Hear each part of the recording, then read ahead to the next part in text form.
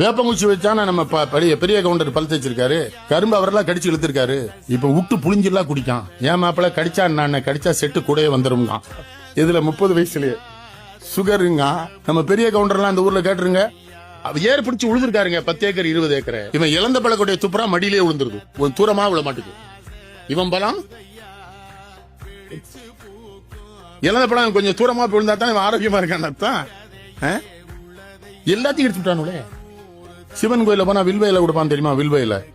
வில்வையில வாங்கி சாப்பிட்டீங்கன்னு வைங்க, பிளட் பிரஷரும் சுகரும் வராது. பிள்ளையார் கோயில அருகம்புல் கொடுக்கலாம், அப்படியே சவுச்சு சாப்பிடுறாங்க நம்ம கிழமைங்க, சுகரு வராது. பெருமாள் கோயில இந்த துளசி கொடுப்பான், பச்சை கருப்பு துளசி சாப்பிட்டா நுரையீரல் நோயே வராது. அம்மன் கோயில எல்லாம் வேப்பில குழந்தை கொடுப்பாங்க, வயிற்றுல பூச்சி புழு ஒண்ணுமே இருக்காது.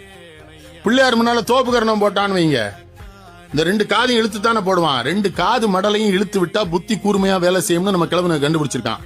ஆனா இப்ப ஜெர்மன்காரன் அதை சொல்றான். உடனே நம்ம பேசலாம், German scientist are saying that. உங்க கிழமை தான் அப்பதே சொன்னான்லடா, அவனை முட்டா போய்